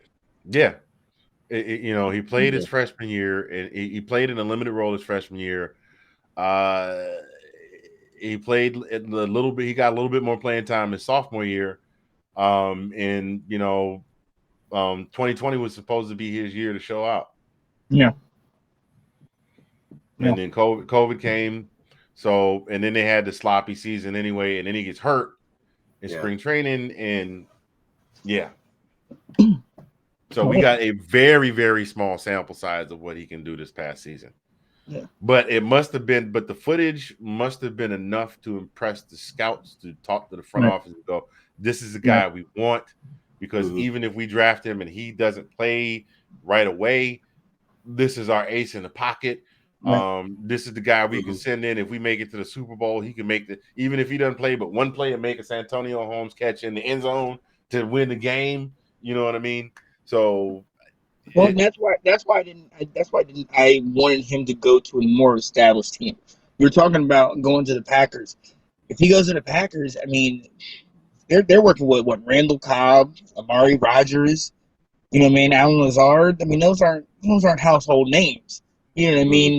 We all pay attention to football, and we're still kind of like, well, okay. I remember Amari Rodgers from college. Lazard, Randall Cobb. I remember him like 10 years. You know what I mean? Like he's been in the league for some years. So if you bring in Pickens, I just think they throw him in right away because he is that talented and he is hyped up. He came from Georgia. He's a solid playmaker. There's a playmaker. I mean. I just hope he does. I pray that he doesn't get youth. There's a saying: youth is wasted on the young. Yeah, because young people don't really appreciate what they have until they don't have it. And he's going to go in there thinking, I'm 21, 22 years old. I'm going to go in here and tear this league up. I'm about to show out. I'm going to be burning on cats and moss and folks. And all it takes when you've had a bad injury is one tweak in the wrong direction to re-injure. Just one. Just one. And all right, James Ingram, I hear you. heard that song the other day. I did look, and he'll be right on the sidelines with a towel over his head. I did my best. But I'd love to see him do something, but I don't know. That's why I was saying, I don't know if you heard when I said earlier, I'm grateful that the bulk of our players that are going so early are defensive players. Because you can't really put the entire weight and stock of your defense on one guy's shoulders. You look for that guy to be a playmaker, but on offense, those specialty players on offense, running back, wide receiver, quarterback, they get thrown to the wolves every single year. Poor Trevor Lawrence. I hope they get somebody up there for him. He might pull the plug and retire early, be like, you know what, I'm out. Right. And that was my issue with them going defense early. Like we talked about, the consensus pick is Aiden Hutchinson out of Michigan going first, but it's kind of like you need to protect your investment. You had Trevor Lawrence last year, #1 overall pick, goes to the Jaguars, and then he deals with the Tebow era, deals with Urban Meyer and all his nonsense, and dealing with all this different stuff, and still quietly had over 3,000 passing yards. Still had a game with over 100 passer rating. Like this is progress. He is what we thought he was, and we love that. But you still have to protect him. And that's why I say you have to go align with that. You know what I mean? Everybody says they're going defense because yes, they do need defense, but you need to protect your investment, in my opinion. So that's why I think they're going Evan Neal, the guy from Alabama. I know that's sacrilege saying Alabama on this show, but the other school in the SEC. How about we say that? No, we not gonna do that. We not gonna do that childish that school down south, that school up north foolishness they do between Michigan and Ohio State. We're not doing none of that. But we do know one thing about Bama. Bama does what Bama do. You got to decide if we want to call them elephants or I had to throw one out there. I had to throw one out there for the one time for Sean while he was on with us. I love it. Buddy. All right. So yeah, man. Wow. I'm a little overwhelmed to think that many of our guys could get drafted. I'm proud of the program, and trust me, I have no worries. After last season, I got no worries that coaches got it. Even if we get close enough to sniff it this coming season and don't, I think it's going to be a lot of bounce back between Kirby and Nick and Kirby and Nick. Yeah. I could be wrong because we don't know what Brian Kelly's going to do at LSU. We don't know what Lincoln Riley's going to do out of USC. We don't know what Marcus Freeman's going to do at Notre Dame. The new coach at Florida. So we don't know what's going to happen. But what I do know is Kirby's going to get the job done, and Nick is coming back to get his. Let me ask y'all, Georgia boys, this: what if something happens where they have an off year? Because there's about 14, like you said, there's 14 guys. Hold on. Don't make me angry. You wouldn't like me when I'm angry. Just saying, that's sacrilege. Don't get me. I am diametrically, hypothetically, and quadrilaterally opposed to everything that you just said. No, but look, and I'm not even talking 500. I'm talking still 9 or 10 wins, but maybe two losses or something like that. You remember how bad they went after Kirby Smart after the first Alabama game, and how bad. Well, that's not going to stop. Man. That's not going to stop. He can win 10 more. That's still going to happen. That's not going to stop. Stetson. Not that Stetson Bennett won. You heard us talking about getting the job done. He wasn't the best player on the team, but he was the quarterback, the de facto leader of the team. He got the job done. He went out in the spring game. He threw a couple of picks and like, same old trash man. Nothing's going to change. Kirby Smart. I'm saying if something happens and they went and they lose a couple. How does the fan base go? Because you guys have been talking about last year how the fan base went with the JT and the Stetson Bennett thing.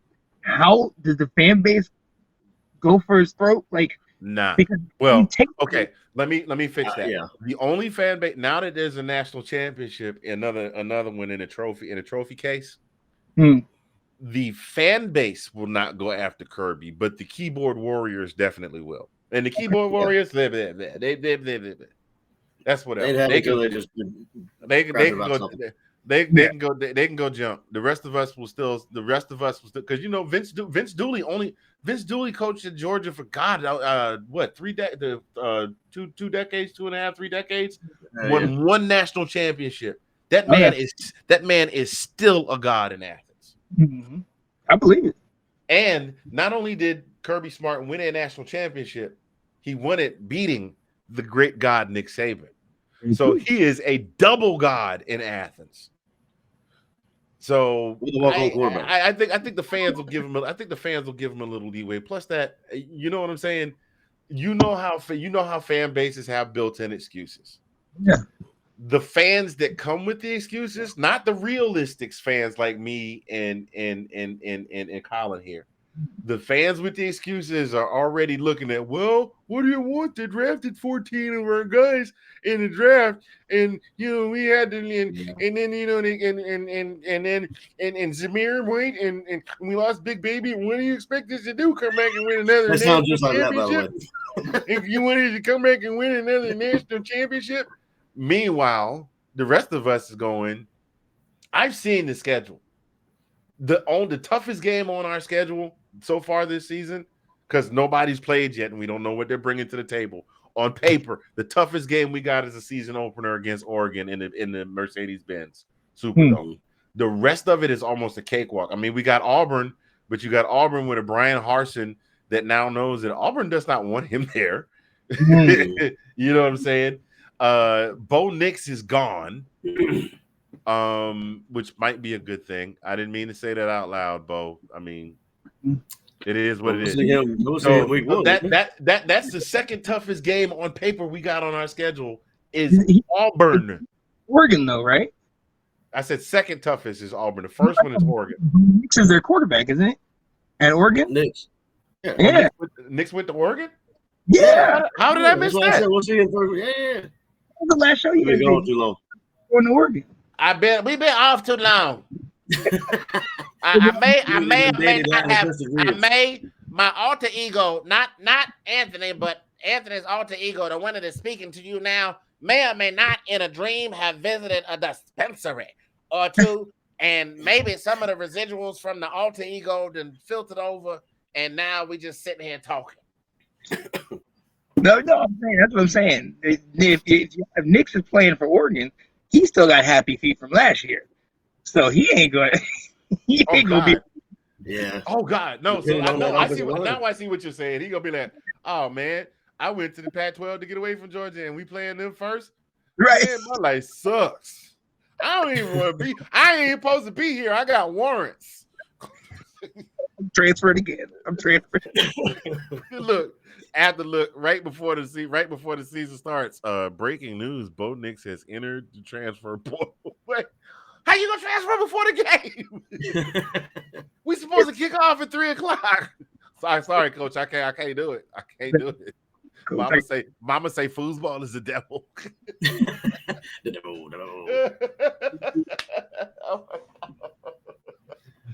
Oh man, that boy got feet happier than Gregory Hines and Sammy Davis put together, boy.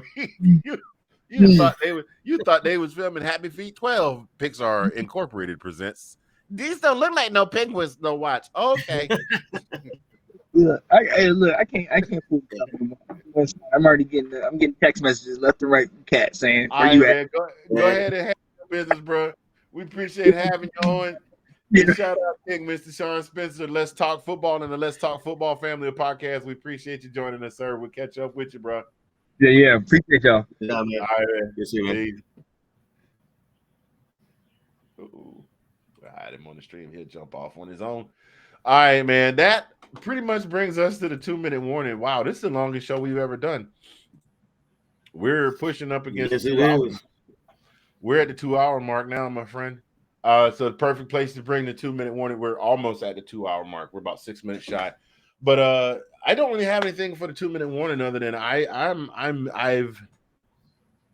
I've never been more proud of the program than I have been this past season. I'm extremely proud of what these guys have to see what these guys have. As a fan, I'm extremely proud to see what these guys have accomplished. Kirby as a coach, to watch Kirby's maturity as a coach. I mean, what guy first year head coaching job come in and do something like that in 6 years? Yeah. I mean, there have been others, but I mean, it's hard to do in the SEC. Last guy I know did it in the SEC like that was Nick Saban. So I'm just saying. But I'm proud of what they've done. I'm excited to see where these guys wind up going as they further their careers. And so yeah, I definitely will be tuning in to see how things shake out. So I'm gonna hand it over to you, let you give your 2 cents, and then we'll get out of here. I can definitely echo that. Yeah, proud of I say our boys, but I mean, they actually are, because I mean, watch them every Saturday in and out. So yeah, proud of them for making that next step. Hopefully they all stay healthy and and go out there and kick butt on the national stage. But the last thing I want to say is about about Dave being on that. Anthony, thank you for letting me have him on here and bringing him on, because it's been a long time coming that we did a kind of a segment on the CDH and stuff like that, get some awareness out there for that condition and stuff. And thank you for with the proceeds, the 100% proceeds, and the store and everything. That's huge. I mean, we don't sell a whole lot, like you said, but hey, anything helps. But and also want to say, if anybody out there watching, has any kind of questions or anything, don't hesitate to go to CDHI.org. It helped me out greatly going through whatever, all the stuff that we've been through. But we're making it like a lot of other players. So I remember wouldn't see you for a long while, and you're like, man, we dealing with some stuff for Brady, but we gonna make it through. So. Yeah. And he has turned out to be a just a full of life young man. Man, look, he makes it on the other side of this and turn out like Dave's kid. The world ain't gonna be able to tell him nothing. You hear me? Oh, he's a gamer, dude. He'll tell you straight up, what do you want to be when you grow up? He said, I want to be a gamer. I was like, all right, man, go ahead on. I said, we can, how much those kids make. Kids make millions of dollars. If you can make that kind of money and daddy can retire, I'm all for it. Knock yourself out. Daddy and mommy. That's right. Yeah. So with that, ladies and gentlemen, we do thank you for tuning in. Those of you that jumped in the comment section, those of you that are commenting now, those of you that are watching 6 or 7 years down the road, if you happen to stumble on this just because you typed SEC football and it popped up in your YouTube feed, we appreciate each and every one of you for watching this. Please, if you would, give us a like, give us a subscribe, give us a share. Tell somebody to tell somebody to tell somebody, especially right now with what we're doing with the 100% proceeds of our gear from our Spreadshirt shop going to CDH International. We don't sell a lot of gear. It's just there for people to, snag a little something that they want to grab something. But this month in particular, spread the word. Let people know we're raising money for a good cause, because, we would like to be able to give them something substantial. Now, I'm not saying we're trying to raise $20,000, $30,000, but hey, if that's what we get, that'd be great. But if we can give them a couple of $100, because I mean, I'm going to be real with you. I give it to you like this.